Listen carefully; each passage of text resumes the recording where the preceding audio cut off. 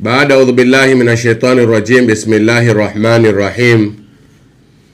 Wasikilizaji wangu, wapenzi wangu na watazamaji wa kipindi chetu tukipendacho hichi cha Sauti ya Mzimle, karibuni tena leo kwa kipindi chetu. Karibuni katika kipindi cha tiba, dawa na ilmu za marohani.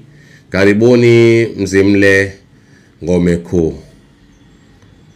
Vipenzi vyangu, nawapenda sana na napenda maoni yenu mnayoyatoa mnaponisikiliza na mnapo yatadabari, yani kuyafikiria au kuyakilia, mkaekea kikao cha akili maneno haya ninayozungumza, pasi na kukatikiwa kwa akili yako na ujinga wako mwenyewe wa kutokuwa elimu yataka isikizwe hata kwa mpumbavu au kwa mnyama. Tukueni ilmu, wenye kusema wamesema, hata kwa mnyama. Na Mtume sallallahu alaihi wasallam akasema, utulubul ilma walau bisin, itafuteni elimu hata ikiwa ni nchi ya China. Mtu asafiri ende mbali, wakati huo China enda kwa miguu, watu wakitembea na miguu, si sasa wapanda ndege, lakini waambie ukaitafute. Hasa mwenye kuikataa ilmu, mwenye kutotaka kuisikiza, mwenye kuipinga, mara nyingi sana huwa si hodari. Huwa ni mtu zuzu au mjinga. Kwa sababu hiyo, katika kuisikiza ilmu ndio katika kubainikiwa na kutendea kazi au kuzuia yasio hitajika katika kufanya. Hivyo vipenzi vyangu, katika darasa yetu tunaoendelea nayo inaosema dalili 70 za mtu kuwa na rohani kichwani au marohani kichwani. Dalili 70 za mtu kuwa na rohani kichwani au marohani kichwani. Wallahi tumefika dalili ya 34 jana tukasimama katika darasa yetu.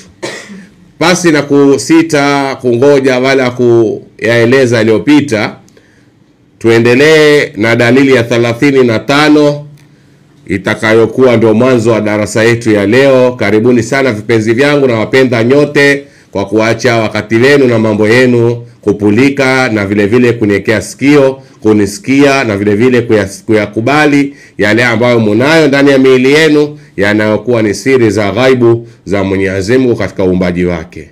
Karibuni wenye akili, kama Qur'ani inavyosema, liulil albab. Mambo mengine au elimu zingine au ujuzi mwingine au kukubaliwa kwa jambo jingine lolote ni kwa wenye akili. Si kila mtu. Kwa mwenye akili ndiye anayekubali. Asiyekuwa na akili, hata ukamwambia hili giza, yeye atasema si giza, hii ni darkness. Hasa ukiangalia tofauti ya giza na darkness hakuna. Shaelewa? Ukimwambia hii 6, akwambia nusu darzani. Yani yeye hajui tofauti ya 6 na nusu darzani kwa kitu kimoja. Hawa watu mara nyingi sana ni wale watu ambao waikera dunia na waisumbua, na vile vile washakatikiwa kwa wao. Hata kama Mungu mwenyewe atashuka waambia anallah, mimi ndiye Mungu, pia watamwambia awe si Mungu. Mungu ni yule ambaye kwamba haonekani. Hii ndio dalili ya wazi ya kwa watu wana tabia za kufanya nini? Kutoelewa na kutofahamu, kutoeleweka, na vile vile hata kutoridhika. Mtu kuridhika ni nini yake mwenyewe, ni uelewa wake. Kama haelewi haizi ridhika. Dalili ya 35 ya kuonyesha kuwa mtu anaye rohani au unaye rohani ni mtu kupenda kuoa wake wengi. Haswa mwalimu au mganga au mtume. Dalili nyingine ya mtu kuwa anao marohani ni mtu kupenda kuoa wake wengi, haswa akiwa mwalimu, mganga au mtume. Ukisoma katika tarehe utakuta kuwa mitume walitangulia kulitenda hili, kuwa walikuwa wakioa wake zaidi ya mmoja, na mitume wachache ambao hawakuoa kabisa kama Nabii Allah Isa, lakini mitume wengine kama Nabii Allah Suleimani walioa, si mchezo. Walioa kwa sababu ambayo ni ya kuwa wao watumikia amri za Mungu, watumikia kazi wanazozifanya, na vile vile wana uzito nazo. Sasa utakuta Nabii Suleimani alikuwa na bibi 1000, vile vile akawa na nani? Akawa na 1000 wengine wale ambao walikuwa amewaoa kindia ambazo za kuwatoa kwenye utumwa. Kwa hivyo Nabii Suleiman bin Daud alayhi salatu wasalam alikuwa na bibi 2000, 2000 wives, bibi 2000. Ukija na wengine mpaka wafike watukanwe kama Mtume Muhammad sallallahu alaihi wasallam, baadhi ya dini au wafuasi wa dini fulani wasema alikuwa mpenda uchi, alikuwa akipenda ngono, ndio maana akaoa bibi 11 au 15. Yote ya nini hayo? Yeye akiwa ana nafasi ya kutezea nyuchi za wanawake, atakuwa na nafasi gani yeye kuwa na akili au kuwa na utume, wakati wanawake ni destroyers, wanawake ni wavundifu, wanawake ni waharibifu, na wanawake wenye kuregesha mtu nyuma kwa maendeleo, na vile vile kwa kumfanya nini? Khiana mwanamume. Sasa lakini hayakuwa hayo, kwa sababu ikiwa watu walikuwa wamuona mwanamke ni mbaya au ni adui au ndiye mwenye kuregesha nyuma, basi mitume wao walimpa nafasi mwanamke akawa mbele, akamooa akiwa mwingi, si mmoja. Nabii Muhammad sallallahu alaihi wasallam ameoa, akazika wake wawili akiwa hai, akaata wake 9 duniani akiondoka. Hivi basi Mayahudi wasema kuwa yeye aliendekeza ngono, yeye alikuwa akipenda nyuchi za wanawake. Hiyo si utume, huo si utume, huo ni starehe alikuwa yastezea au akosea adabu watoto wa kike. Utaona mambo kama haya kwa usiyojua watayafasiri namna hiyo. Kwa maana yake Mtume sallallahu alaihi wasallam na mitume wengine na Mungu mwenyewe ina maana kubwa isiyokuwa na wakati wa kuelezeka. Yaani lao naeleza faida ya wake wengi, basi mimi mmoja ambaye naweza lieleza jambo hili na manufaa ya mwanamke na wanawake wana faida gani, kinyume cha wewe mwanamume kuwa ukopweke au pengine hujaoa kamwe. Utaona wengine wanaochangia mada kama hizi ni watu ambao hata pengine ule mnuko wa mwanamke hajaufanya nini? Hajaulea ndani ya nyumba yake. Akamjua mwanamke ni mwema au ni muovu. Akiwa mwema ni mwema, akiwa muovu ni muovu. Bahati yako sasa kuangukia katika nazi mbili hizo. Ukiangukia nazi ndafu utakunywa, ukiangukia nazi koroma utakosa kila kitu. Sasa ndio sisi tunasema kwa hawawi sawa wao pia wanawake kwa wote waovu. Waweza pata wanawake wema, tena walio wema kikweli kweli, kama Qur'ani ilivyotoa mfano. Wa dharaba Allahu mathalan lilladhina amanu, na Mungu akupigia mfano wa wanawake wema. Utaona Qur'ani yataja wanawake wema. Nani? Mke wa Firauni, na nani mwingine? Maryam ibnat Imran, Maryam mama yake Nabii Isa ambaye watu wamwita Yesu. Hawa wanawake wampigiwa mifano mizuri duniani. Ukija kwa Mtume Muhammad waambiwa Khadija mke wake wa kwanza alikuwa mwanamke bora ambaye Asha maa Rasulillah sallallahu alaihi wasallam, aliishi pamoja na mtume umri wake wote. Maadha Rasulullah, sasa hakumuudhi mtume hata siku moja, hata dakika moja, siku moja hakumuudhi. Na wengine kina Fatma ambaye ni mtoto wake, mtoto wa Mtume Muhammad sallallahu alaihi wasallam, Fatma binti Rasuli, ametoa mfano bora sana kwa yeye aliweza kumridhisha mume wake Saidina Ali bin Abi Talib, na mpaka ikawa katika ridhaa yake ya kuwa yeye mwanamke bora kuliko wanawake wengine duniani. Katika kila nyumba yake, chumba chake, kulikuwa na kitanda cha mume ameweka, jikoni, chooni, sitting room, vyumba vyote. Aliulizwa kwa nini unaweka kitanda kila chumba? Akasema mpale mahali anaponitaka mume wangu, hapo naweka kitanda anifikie. Hata kama niko jikoni napika, basi mimi kupanda juu ya kitanda akatimiza haja yake. Nchooni mimi kupanda juu ya kitanda akatimiza haja yake. Sitting room kupanda juu ya kitanda akatimiza haja yake. Na kokote kwengineko ye atanipata nitakapo yeye, saa atakayo yeye na namna atakavyo yeye. Si mpaka nimwambie ngojea au twende kule, tena tukifika hakuna tena nini, hamu na hisia shakatika kwa mambo mengi ambayo yaendesha mtu katika akili na kupitikiwa na kuyaona katika fahamu na mato yake. Waona kuna wanawake wema, na kuoa wanawake wengi ina baraka kubwa sana na ina mafanikio, ina faida. Angalia kile kisa cha yule sahaba aliyekwenda kwa Mtume akamwambia Rasulullah, mimi ni fukara, mimi na mkate mmoja tu nyumbani kwangu, hata sina kitoweo wala sina maji ya kunywa. Mtume akamwambia basi ufukara wako wote huo ukitaka kuutibu nenda kaoe mke wa pili. Alienda huyo mke wa pili akakuta sasa ile mkate mmoja kuna aina mkewe, sasa wale watu watatu na yule mke aliingia mwingine, ikawa ganywa mara tatu sasa. Akakaa shida kazidi, akaona hindi mbele hafungukiwi, hapati mambo kwa mkate pia mpungua. Sasa wale watu watatu, akarudi kwa Mtume na kilio hicho hicho, Mtume kama kaoe mke wengine, kaongeze mke wa tatu. Akaenda akaoa mke wa tatu, kumsikiza Mtume, mambo yakawa magumu. Sasa mkate kaganywa mara 4 kwa watu wote wanne. Hali kama mbaya zaidi, akamrudia Mtume akamwambia yeye hali mbaya sasa, iko hali ambayo siwezi sasa, tupata silesi 2 kila mtu. Mtume akamwambia ukitaka shida yako ondoke, kaoe mke wa 4. Akaenda akaoa tena mke mwingine, ikawa nzidisha nini Waswahili wasemavyo, anzidisha mzigo kwenye mabega yake. Mkate ule sasa kaganywa nini mapande 5. Sasa kila mtu apata silesi moja. Akaona hali si hali nzito, mambo yanzidi. Akasema mimi ningeenda kwa Mtume, yani advice nioe, na kioa mambo yazidi kwa magumu na matabu na mazito. Kila akaenda kwa Mtume akisema mpaka ikateremshwa Qur'ani haswa, yakunu fukara yughnikumullah, oweni msiogope kuoa, mkiwa mafukara inshallah mtatajirika. Hasa huyu bwana ni mfano bora aya hii ya Qur'ani. Alipooa mke wa 4, yule mke wa 4 akapiga hitabu zake, akafikiria nyumba ilivyo, akatoa akili, akamwambia wake wenzake, nyuma ya nyumba yetu kuna mwitu mkubwa, una migongo na miti na nini, tushikeni mume wetu akiondoka kwenda misikitini, sisi twendeni nyuma tukakate magongo tuyaanike barabarani. Yani twende tukakate kuni, tuzipange barabarani, wapita ndia wapita watanunua ndio wakapikie kama mfano wa makaa hivi leo.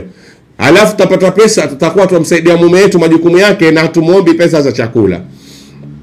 Wale wengine hawakutia akili, ule wanne akatia akili hiyo. Wakaingia mtuni wakakata, wengine akibeba wakipanga, wapita njia alipoona sema hapa kwa uzwa kuni za kupikia. Mimi nataka za pesa fulani, ikawa watu wanunua. Basi kenda sasa ikawa biashara mpaka ikawa sasa ni kampuni sasa. Mbali ya kuwa ni branch. Kampuni, mwanamume akatajirika kwa wake zake. Wakama tajiri. Ilikuwa zamani ikitangazwa jihad watu wakitoa mchango, yeye hana hata ndororo ya kutoa, hata kijiko. Sasa alipokuwa tajiri, pesa zitezea, ikawa tajiri katika miongoni mwa matajiri wa pale Madina. Akawa sasa yuatoa michango mkubwa kwenye dini. Mashaallah, akiambiwa mchango wa dini kuna jihadi, yeye watoa kikubwa mpa Mtume sallallahu alaihi wasallam. Ikashangaza, huyu alikuwa hana chochote, alikuwa fukara, mbona leo anakuwa yashinda wenye pesa na anakuwa yashindana na wenye pesa yuatoa? Ni kwa sababu ya kuoa. Kuoa kwa wakati fulani ni dawa, kuoa kwa wakati fulani kujitoa kwenye maskini, kuoa kwa wakati fulani vile vile kujipumbaza, na kuoa ni ibada. Kwa hivyo utaona mitume wapenda kuoa, walimu wapenda kuoa, na hata waganga pia wapenda kuoa, kwa sababu ya uzito wa majukumu yao, kutumikia yale majukumu ya Mungu waliopewa na yale mazito walionao ndani ya vifua vyao. Hii ni sababu moja ya kuonyesha kumkuwa mtu anao marohani. Ukimwona mtu apenda kuoa wake wengi, au kama mwalimu au mganga au mtume, anao marohani. Vile vile mtu kupenda kuweka, dalili ya 36, mtu kupenda kuweka mashilingi mingi ya pesa ndani ya nyumba yake.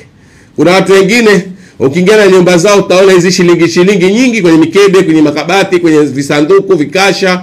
Hizi shilingi utaziona zina kwa ujui za kazi gani. Wengine wakwambia ni uchawi. Asiyejua maana hajui kinachoendelea, wala hatojua kuuliza kwa hichi kitu gani. Ila yeye tafasiri tu, hapa mimi naona kuna uchawi, kwa uchawi. Si uchawi, ni dalili ya kuwa mtu anao marohani. Tena za wengine utawaona waeka zile za tundu, shilingi za tundu. Au wengine utawaona waeka pesa za kigeni za kila nchi kwenye kikasha chake au kisanduku chake, pesa ambazo si za nchi yake. Kila nchi pesa anayo, ameidhibiti kwenye kikasha, kwenye kisanduku, au apenda yeye kuzihifadhi kabatini. Kila nchi pesa sampuli mashallah ameweka. Utaona hii ni dalili ya wazi ya kuwa unao marohani au unaye rohani. Dalili ya 37 ni mtu kuweka kasha lenye mapambo ya upato. Upato ni vyombo vya shaba venye sinia mirashi pamoja na sinia mirashi pamoja na sahani za shaba. Pia hii dalili. Dalili nyingine ya mtu kuwa na rohani ni mtu kupenda kutoa sana sadaka nyeupe kama tangalizi na bisi. Hizi zilikuwa tukiziona zamani, wazee wetu walikuwa wakitoa kila siku ya Alhamisi au siku ya Jumatatu, wakitoa vyakula vyeupe, sadaka nyeupe. Tangalizi ni aina ya chakula ambacho chatanganywa na mbegu 7 Bisi ni aina ya chakula ambacho ni aina ya sampuli fulani kikaangwa, ya pasuka, yatoa nini, yatoa kama mfano wa wimbi hivi au mfuriko fulani ambao kila unakuwa wa kutafuna na kusikia raha mweupe. Hakuna asiyejua tangawizi na bisi. Zamani watoto wakifurahi jioni wakitoka madrasa au maskuli, kuna nyumba za ganya tangawizi, zingine za ganya bisi, hata nyingine za ganya maziwa. Pia katika chakula cheupe taona kunguja eleni kubwa au nini, pipa hivi la plastiki au la chuma, latoka shamba kwenye kamuli wa maziwa tena fresh. Mwenye anaamua maziwa yale yatolewe sadaka, kila mtu apewe katika mtaa au mji, basi ayaweka katikati ya uwanda au nje ya nyumba, apitaye ambiwa haya glasi yako moja, chukua glasi, amiminiwa kwa jagi, ajaziwa glasi, iwanywa, aenda zake rahmu stare. Wallahi raha kama nini. Ya wapi tena mambo mazuri kama hayo? Ya wapi? Leo zakaa ukawa hakuna sadaka zinazotolewa. Peremende hizi pipi likuwa zikitolewa majumba kwa majumba, watoto wakila wakifurahi na mabiskuti kila sampuli. Basi mtoto yule kama ni maskini au fukara, kwao hana pesa au hakupewa, basi mtaani ataneemeka na vile vile atakuwa sawa na yule tajiri. Kwa sababu watoto wa tajiri hutukuliwa wakapelekwa shopping saa 10, wakati wa supermarket wakapelekwa sijui wapi, akatagua atakavyo. Mtoto wa maskini hana hiyo nafasi yeye kupata, atangojea mpaka chakula cha usiku saa 4 za usiku sima isongo ndo ale. Lakini wazake wa kitajiri watafuna saa zote. Sasa ikawekwa hii tangawizi pamoja na bisi pamoja na maziwa kama kitu kitafunio cha kumtoa fukara kwenye nini, kwenye njaa, au cha kumwata yeye akaenda mrefu bila ya kula, na vile vile cha kumhuzunisha akiona watoto wengine wapelekwa wapi shopping na wazee wao wenye pesa, yeye maskini anyongeka ajia ta maskini atatia nini cha kumsaidia kwa muda fulani mpaka ufikie huo muda wa kupikwa. Maana yake nyumba zingine zapikana saa 4 za usiku, saa nyingine mtu ambahatika riski usiku sana, mwana ankaa kuanzia asubuhi mpaka usiku, masaa 12 yampita, enda karibia masaa 24 kwa ndaa. Sasa zilikuwa hizi tangawizi zikifaa watu, bisi zikifaa watu, maziwa meupe yakifaa watu, hizo baskoti pamoja na peremende za tamu zikifaa. Ya wapi tena majumbani? Ya wapi kumwona mtu mzima akaandia mlango atoa sadaka ya vitu kama hivi, watu wafurahi?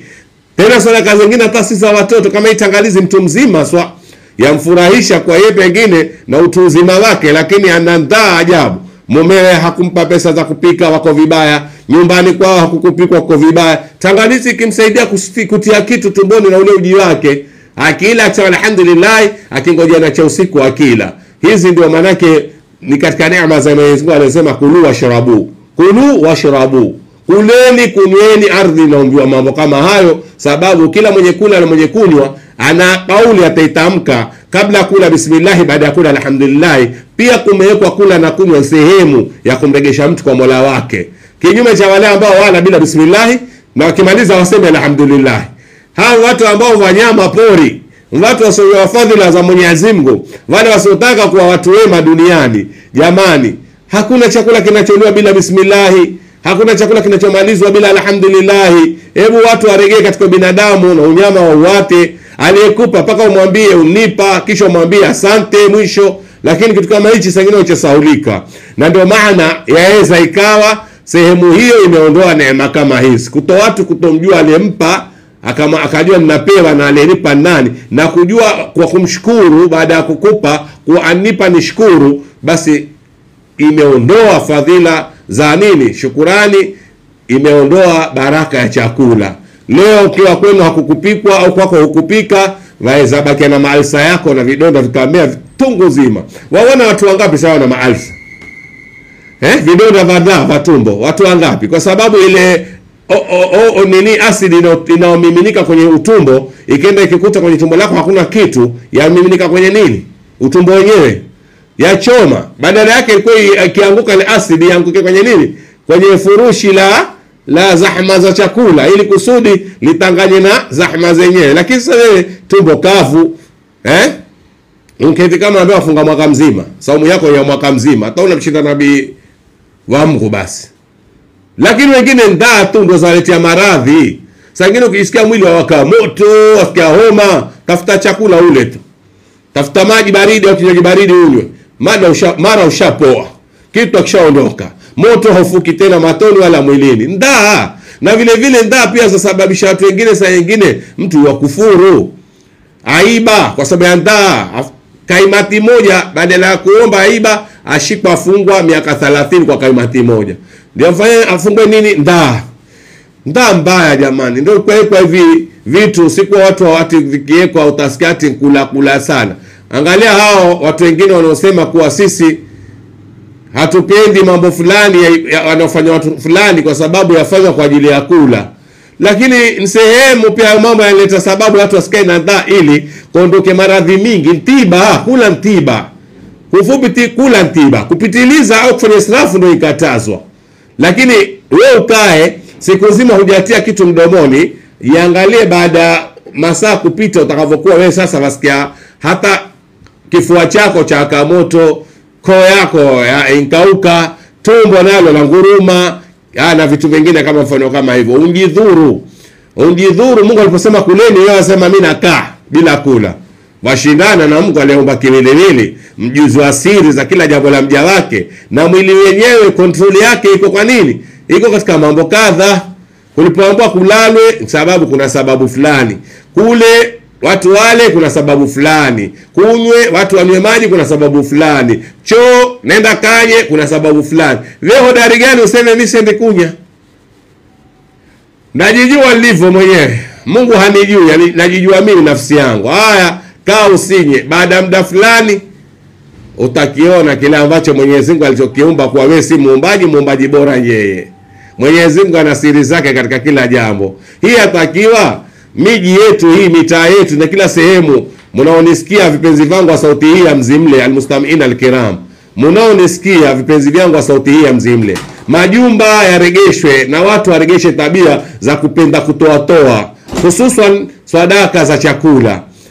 Kununua mtu chakula akawapa watu maziwa, akaganyiza babiskuti, akaganyiza maperemende kwa watoto, akaganyiza matangalizi kwa watu wazima, akaganyiza bisi kwa watu wote. Wallahi mbali ya kuwa ni vitu vya nini, vareja au vitu vya kuteza, lakini kuna mambo au kuna matumbo ya nini yanusurika hapo na maradhi mengi ambayo hawana uwezo wa wenyewe ya kujitafutia kula.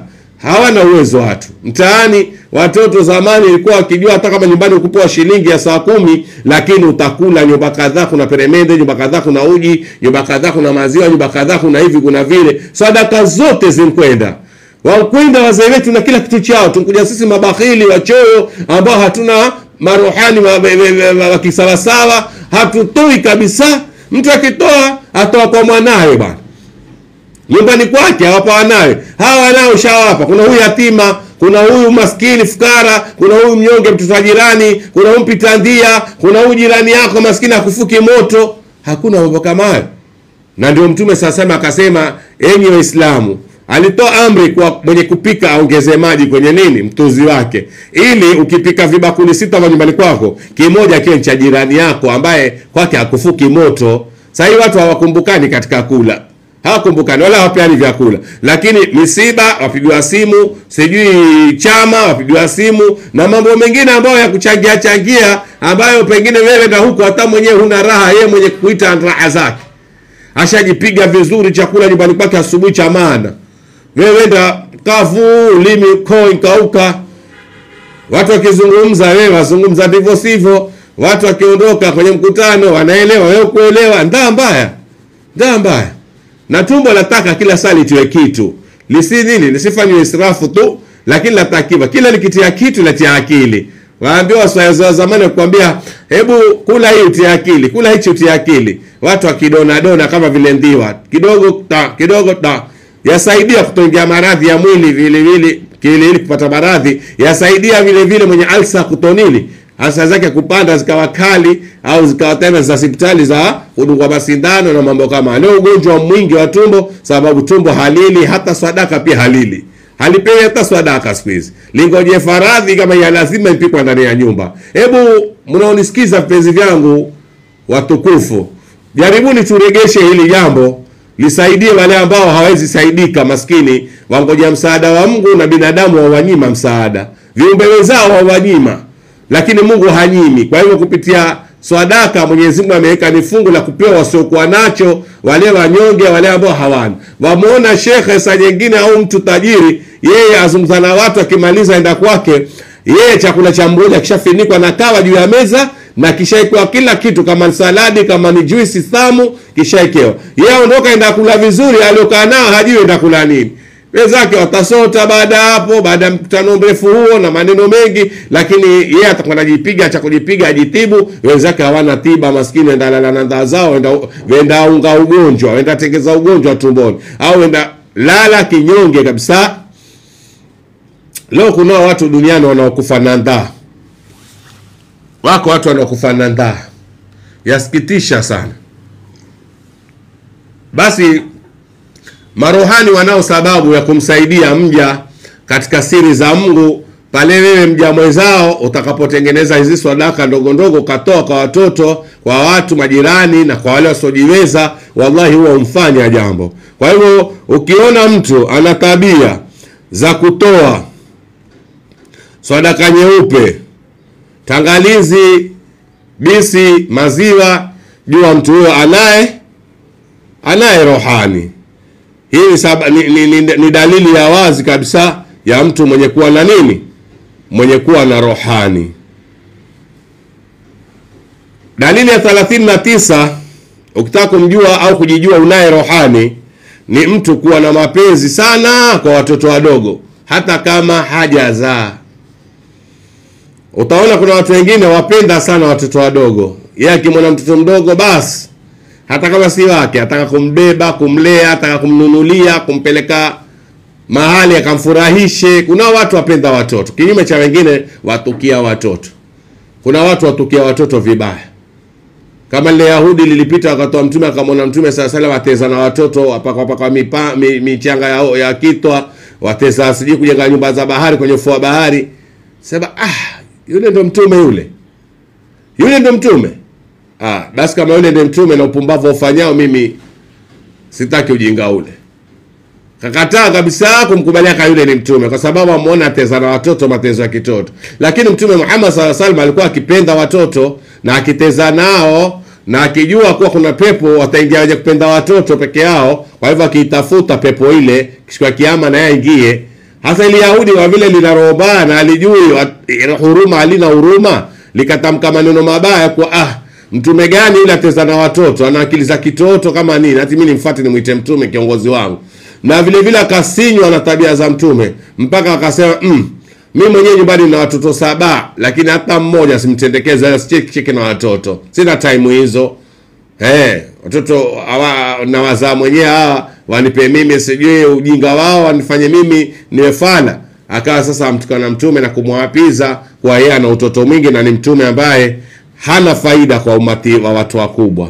Basi pale Mtume sallallahu alaihi wasallam baadaye akaelezwa kwamba kumpita ule mtu fulani ankuona yeye wateza na watoto, akasema wewe ni mtume ambaye ni mjinga sana, huna akili. Mtume akasema man la yarham la yurham, asiyekuwa na huruma na watoto wadogo na hata una huruma na aliyeko juu mbinguni. Sasa yule Yahudi ni kiumbe ambacho kilikosa huruma, na vile vile siku ya kiyama hataonewa huruma na Mwenyezi Mungu. Kwa hivyo kupenda watoto ni sehemu katika dalili za mtu kuwa anao marohani, tena wako active. Na kutukia watoto ni kumaanisha kuwa mtu ukijiona una tabia kama hiyo, jua wewe unaye shetani, si rohani. Unaye shetani wa kutukia mambo mazuri au mambo ya Mungu.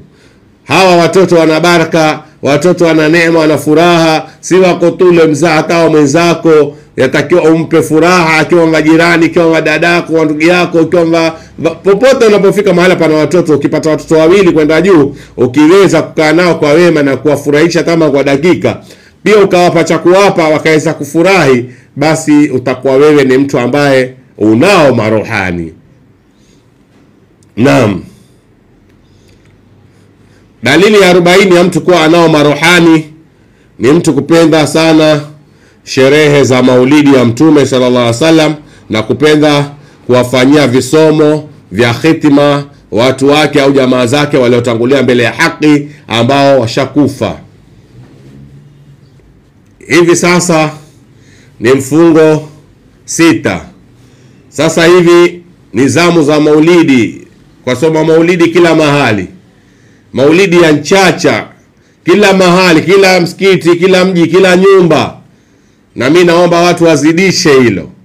Ni moja katika sehemu ya kumaanisha kuwa ukimwona mtu asoma maulidi au apenda maulidi, ujue anaye rohani, kwa sababu marohani wapenda sifa za Mtume sallallahu alaihi wasallam zienezwe, na sifa za mitume zienezwe, na vile vile umma usiokuwa Uislamu upewe kiigizo. Maulidi ameleta kiigizo katika umati wa Kiislamu, umewafanya watu waate dini zao wapende Uislamu kwa sababu ya maulidi, haswa katika eneo letu la Afrika Mashariki. Watu wengi walislimishwa na maulidi, hawakuslimishwa na nini? Na watu wapingao maulidi au wasiofanya maulidi. Watu wapingao maulidi, wasiofanya maulidi, wao ni wapinzani daima. Kila kitu wao wakataa, kila kitu wapinga, kila kitu wakiita shirki. Lakini watu wanaosoma maulidi ni watu ambao wakubaliana na wakati ulivyo, kwa hakuna mtume tena, hakuna wahi tena, ni kutumika ndia ambazo zitakuwa nini? Ni ndia ambao ni za katikati, ndia ambazo hata kama hazina aya ya Qur'ani wala hadithi ya mtume kinyume cha kuwa yako hayo, lakini kama pia hakuna, lakini kuna kiigizo chema.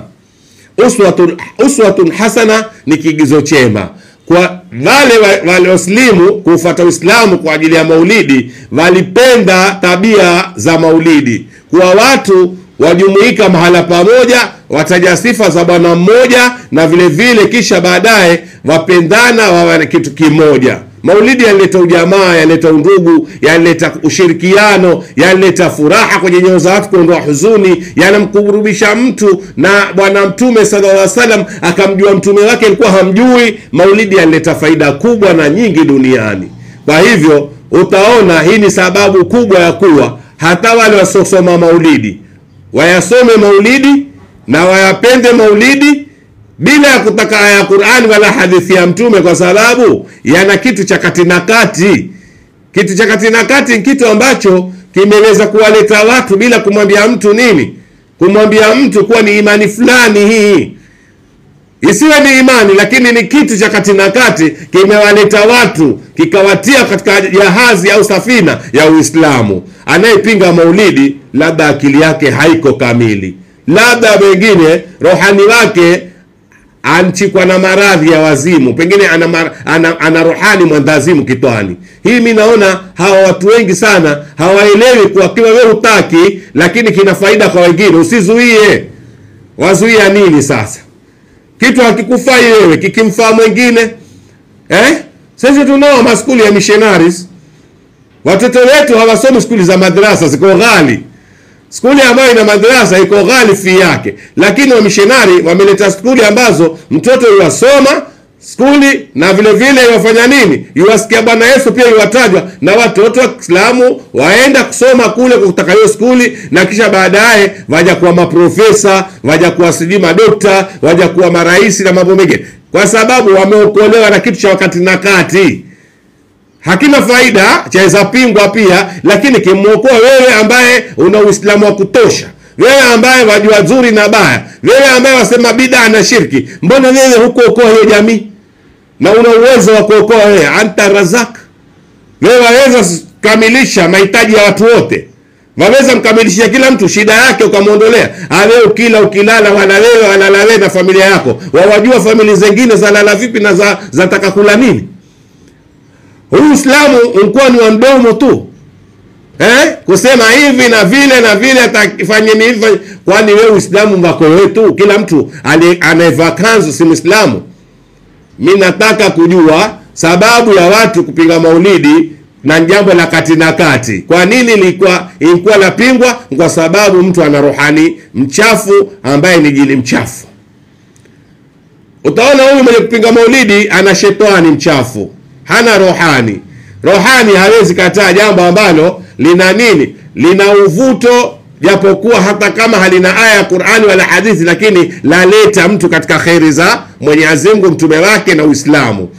Jaribuni mujue kuwa mtu mwenye kusoma maulidi anaye rohani, na mwenye kupenda maulidi anaye rohani, na hapitwi. Kuna watu wayafuata maulidi kweli kweli, na nawashukuru nyote mnaonisikiza kwa sauti yangu hii ya sauti ya Mzimle, mnaofuatilia jambo hili. Na nyinyi msiofuatilia, hakikisha kuwa maulidi si ya kadi. Si lazima uletewe kadi waambie haya unalikuwa maulidi. Maulidi kama msiba. Msiba gani utoka kwa kadi? Msiba gani ambao watu waletewa kadi majumbani ndio uende? Si ukisikia kumfiliwa mahali wewe waenda tu. Na ulisikia msiba gani ukaekwa kwenye holi, ukawekwa kufuli na askari kwa mpaka uingie mpaka uombe ruksa. Msiba ni msiba, kila mtu huenda, ataka si wa kabila hilo, si wa dini hiyo, wala si jamaa yake marehemu. Watu wenda msibani kwa sababu jambo la watu wote, na vile vile maulidi jambo la watu wote. Usingojee kuitwa, kuletewa kadi mpaka msikiti wa jamaa wa karibu na nyumba yenu. Wewe tembea. Ukisikia leo msikiti maulidi yako China nenda. Ukisikia maulidi yako Arabuni nenda. Ukisikia maulidi yako Dubai nenda. Piga kama una tikiti piga mguu. Piga mguu kana uonyeshe imani yako na nafsi yako wenyewe kutaka kwenda kusikiza kheri na kuwata mashari yaliyojaa ndani ya majumba na mitaa. Watu wapinga maulidi, hawapingi madisco, hawapingi siji maklabu, hawapingi siji manini, yote wayafanya majumbani na mengi na mengineo. Utaona saa nyingine watu wako upinzani katika jambo ambalo la kati na kati. Jambo la kati na kati lina faida, hasara zake ndogo lakini faida inayo. Lakini ukilikataza wakata manufaa na faida, wazuia manufaa kwa wengine na faida. Haya maulidi mkisema watu wenda kwa sababu penda kula, kuna makulati yafanywe Ramadhani, basi tuone kama watayasoma au watajaa. Si masala ya maulidi. Sasa ikiwa pia kuna makulati, wale wanaokwenda wale wewe unaoswalisha ambao ukimaliza kuwaswalisha watoe nyumbani kwako kama hawana chakula, wewe ndio kula wewe. Maimamu wangapi misikitini na mashehe wangapi hawaulizi maamuma wao nani leo mwenye nda? Wewe ukishaswalisha watu kimaliza haya wala walena amini wenda zako kwako wangoje wana meza injazwa makababu, katilesi, biriani, chipsi na kila kitu. Mwezi unamswalisha hata hajui atakwenda kula wapi, akamsikitini pale nde asota au akatafute pa kuomba tena wale waombaji wale. Kama maimamu tunao maimamu wale wakatoa mtume, basi wasige kwa misikitini wale waombaji. Wasingekuwa kwa sababu uruhusiwi weka imamu kuswalisha watu ambao huwezi kuamiliki imani zao. Huwezi kuamiliki imani zao. Mtume sasa kwa kimaliza kuswali salatul fajr auliza nani man minkum jaa? Nani katika nyinyi leo ana njaa, hana pakula? Na akimpa mtu amtwae ndakamlishe au akimtwae yeye mwenyewe. Na mpaka akifika mwisho man minkum maradha. Nani katika nyinyi leo mgonjwa au ni mwenzetu ni mgonjwa akuja msikitini? Tena akienda kimwa mkuu kumwombea dua na kumpelekea zawadi mgonjwa apate imani na furaha. Haya yafanyika sasa. Sasa yafanyika au imamu wetu ni msikitini wamalizikia kizingiti cha msikiti? Na imamu wetu nikuchangisha pesa za msikiti ukapata nini? Wewe ukaenda ukala vizuri na wanao na mkeo, wengine shauri zao. Faradhi swala, faradhi si nini? Sikutiana imani. Sasa haya maulidi yantia watu imani. Wale wasiokuwa wanapakula, wasiopenda wakajua atakula wapi, upikiwa wakala wale. Maulidi yamfungua. Maulidi yanaondoa kensa, maulidi yanaondoa alsa, maulidi yanaondoa mahoma, maulidi yanaondoa katika hii department ya chakula tu. Hayafai maulidi kufanywa bila ya chakula. Bali maulidi mengine yamfanywa na vyakula vya nguvu, yamewekwa wali wenye zabibu ndani, yanawekwa maziwa ndani, mtu kutia pengine mwaka mtu unampita hajanywa glasi ya maziwa. Mwaka mtu unampita hajala chakula cha kutia nini? Nguvu au damu. Yeye ala sima, la maharagwe, ala nini maskini unyonge wake, lakini akienda maulidini, hiyo biriani inaonwa Ijumaa mpaka Ijumaa na watu wenye pesa zako na mahotelini na sehemu kubwa kubwa zenye raha zake, yeye ataila katika maulidi. Atakula biriani asikie raha roho yake na pia ifurahi kula chakula kizuri, imbadilisha nini? Hali ya anga na hewa. Lakini watu wengine wakishika chakula ni hicho ndio majaliwa yao, ndio uwezo wao, wajidhalilisha. Leo maulidi yankuja ika fahari ya mtu hata mweka kimo cha sawa tajiri na maskini. Leo kila biriani na pesa zako, mimi nala biriani kwenye maulidi, kuna shida gani? Someni maulidi, watu wasome maulidi tena yawe na vishindo, yasome kwa namna ya kuzuia wale wenye kuyakataa maulidi wasiwe na nguvu nao tena kuyasema maulidi. Bali tuliona mashehe fulani zama za nyuma wakipiga maulidi, kumbe kwa sababu ya vibahasha wapewavo sehemu kadhaa wakilipwa. Baada bahasha zile kwisha, shekhe mmoja siku moja ananiambia mimi, narudi kwenye maulidi wanafanya nini? Kula kuna pesa tena. Kumbe alikuwa wapiga maulidi sababu wapewa vibahasha. Sasa hakuna tena urudi huku kwetu kwenye mpunga wazi, mpunga tele, mpunga wali. Maana majina waita watu kusoma maulidi, sijui wapenda mpunga, sijui tele wazi. Wewe una shida gani akili yako lakini? Ili leo uzaliwa, wewe ndio ukaja maulidi hayafai, waliopita duniani wote walikuwa wajua kwa hayafaa. Kwa hivyo wewe shekha kulikuwa alipita shekha, na wewe ni mtume, hata kama hakuna utume sasa wewe ni mtume. Kujisemea maneno ya kujiamini na kujikita, na vile vile angalia mdomo wako saa nyingine hauna nishati. Wazungumza usione kila anayekusikia ni mjinga. Wengine wana akili zao. Wengi katika wanaokusikiza watu wana akili zao, lakini wakusikiza tu.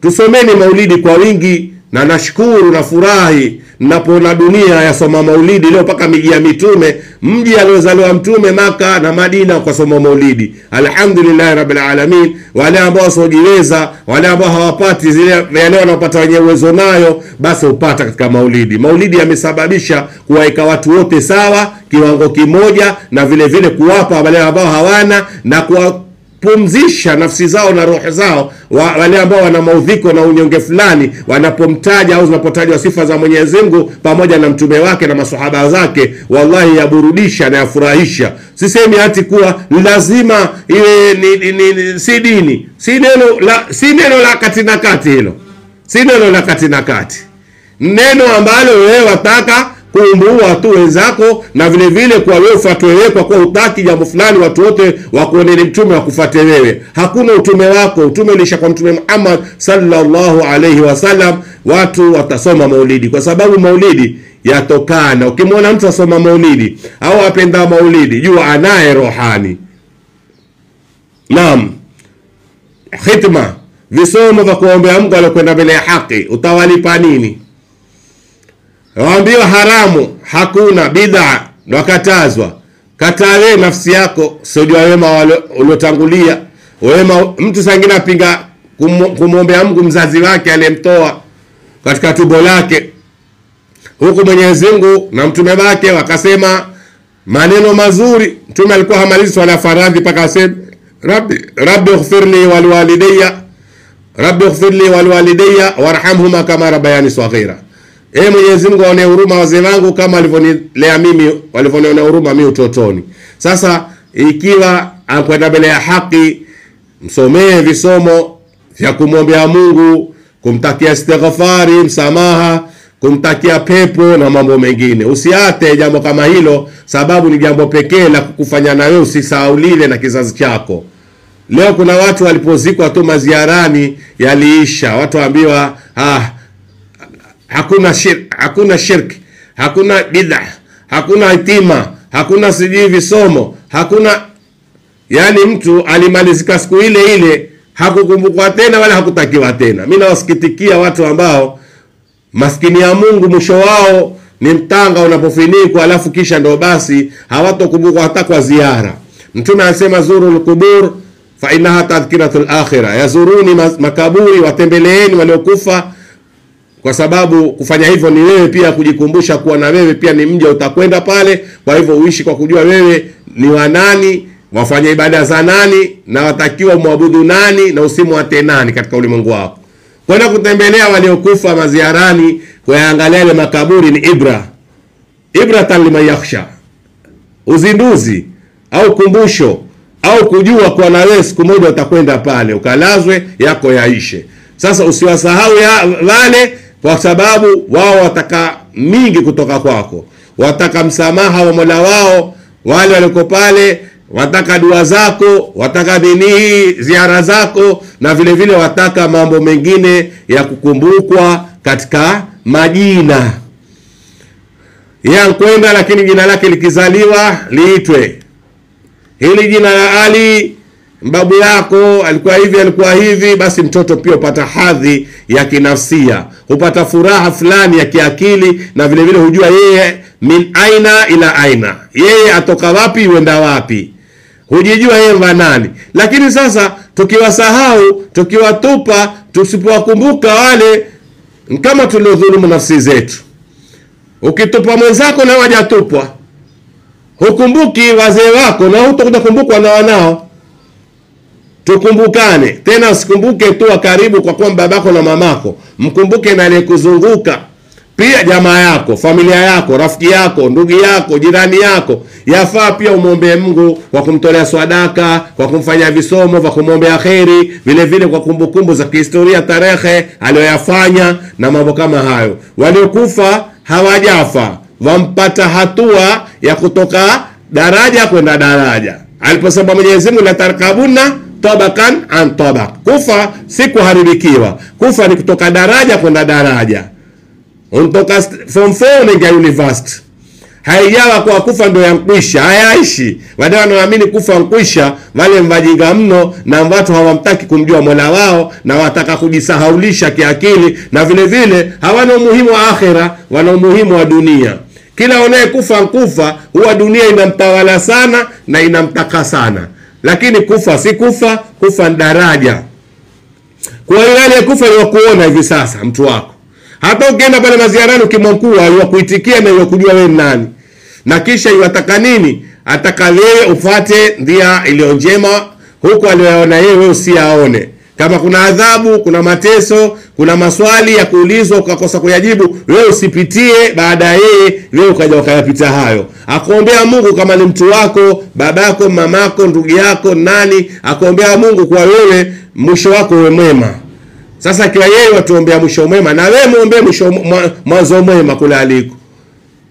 Ndio waanza ile maisha ya barzakh, yale maisha ambao hayuko duniani, hajaenda kule akhera, yuko katikati. Pia yeye wataka pia apate nini? Apate dua zetu, apate kumbukumbu zetu kukumbukwa, vile vile apate faida ya thawabu.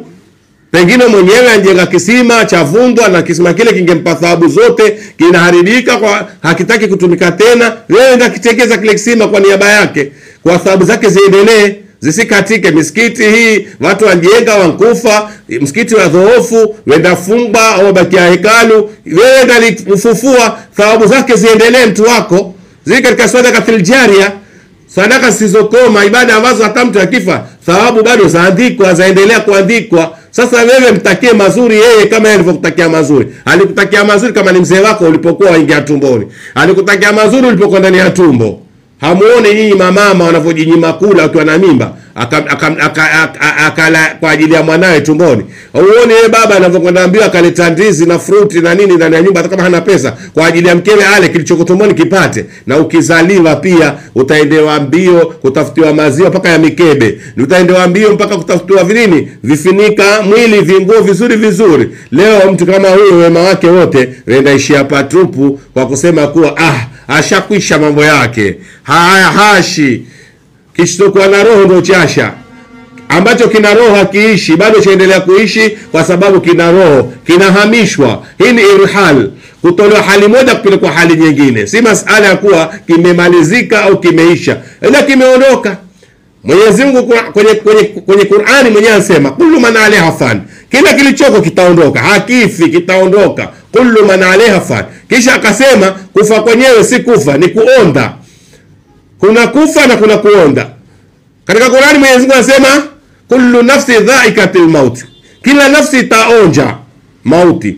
Haifi bwana, yaonda mauti, yani yafanya movement, yapewa jaribio, yaondolewa mahala kupelekwa mahali, ili kusudi ikafanya nini? Ikapitia yale sabilillahi, yani yale mapito ya Mungu ambayo Mwenyezi Mungu ayaweka kwa siri za uumbaji wake. Basi sasa tusiwasahau waliokufa, tuwasomee mahitima, tuwatolee maswadaka, tuwafanyeni sadakatul jaria, kama vile kufanya mambo ambayo yataendelea. Ukipeleka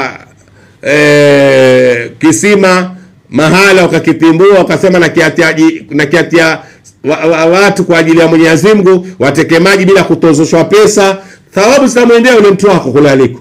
Ukikusudia thawabu hizi zimfikie fulani, zamfikia. Na yeye atajua kwa lao, ungejua umuhimu wa huyu aliyefanya mazuri haya na mwanangu fulani kuliko wanangu wengine, basi ajuta kwa nini duniani ameondoka, kaata vyake vikawa kila mtu. Pengine urathi wake wote angekuandikia wewe, ukamrithi wewe, kwa sababu akijua kwa yake ondoka, wewe utomtupa. Watu wangapi wametupa maiti zao? Watu wangapi wametupa jamaa zao? hata kama pale ulipomzika wapajua, lakini huendi ngo. Sasa kuna tabia sisi twafanya tabia njema, kuwakumbuka, kuwatolea sadaka, kuwafanya sadakatul jaria, na vile vile kuwazuru pale alipozikwa. Ukenda ukapangalia, kama kumfanya ombe ukosa adabu, ukazuia. Makaburi mengine bana, waweza ingia ukaona mtoto au mtu ankwenda kunya, shonde lisimama juu ya kaburi, au moto wawashwa kwa chomwa taka juu ya kaburi na chomewa moto juu ya kaburi, au kaburi lifukuliwa na mnyama, sehemu fulani ya kiungo kikomde kifupa. Waweza zuia hayo, katengeneza kwa sababu ya kumstiri maiti wako, na vile vile ukamwombea Mungu hapo mahali, kwa sababu ya kuwa wataka ikiwa Mwenyezi Mungu amweka katika adhabu, Mwenyezi Mungu kwa dua zako na kwa huruma yako amwepushe, amsaidie, amuondoe kwenye adhabu hiyo mja wako. Wewe pia ni wako, kwa sababu akiwa ni mja wa Mungu na wewe pia ni mja wako, si mjamaa yako, ni mwenzako. Mungu amuumba, lakini kwa kuwa muumba ankuja kwako, yeye ndo anakuleta wewe, au wewe ndo unamleta yeye, au wewe nyinyi kwa nyinyi mletana. Basi tena kuna ile huruma ya uja, kama hakuna ya ujamaa damu, uja uweko. Kwa sababu gani? Yote mvaja wa Mungu. Hii ndio sababu ya kuhitajika jambo kama hili, kwa kila mtu aweze kumkumbuka jamaa yake aliyekwenda mbele ya haki, amtolee sadaka. Pengine alikufa, pengine acha watoto, mke wateseka, peleka msaada. Wewe una uwezo, mtoto wa ndugu yako, mke wa ndugu yako ateseka na watoto, peleka msaada huko. Ni sehemu ya kumkumbuka yule aliyekwenda mbele ya haki na kujenga ule udhibiti wa imani na kuweka nini, kuweka ujamaa mbele. Hili ni jambo ambalo mimi nalitaka watu wote walizingatie sana na walione lina kipaumbele. Na ukiona mtu asoma visomo vya hitima, kumsomea marehemu wake, kumwombea Mungu, au mtolea sadaka, au vile vile amfanyia sadakatul jaria, au enda maziarani kuzuru kaburi lake kumwombea Mungu, basi ujue mtu huyo anaye marohani. Marohani wanamuhimiza mtu katika jambo hili, ili kusudi asitupe jamaa, hata akiwa ankufa ni jamaa kama alivyokuwa hai jamaa.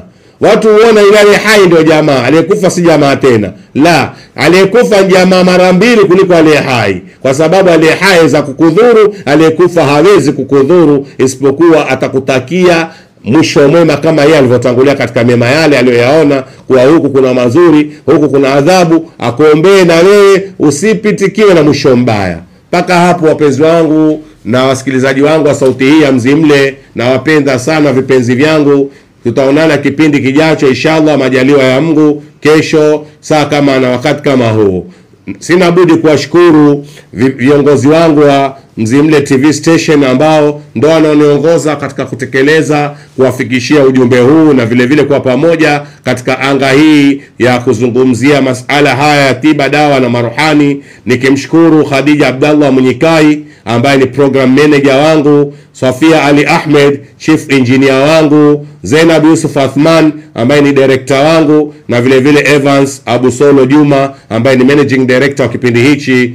Nikiwaaga nikiwaambia inshallah tutaonana kesho majaliwa ya Mungu, na wapenda nyote na wathamini vipenzi vyangu.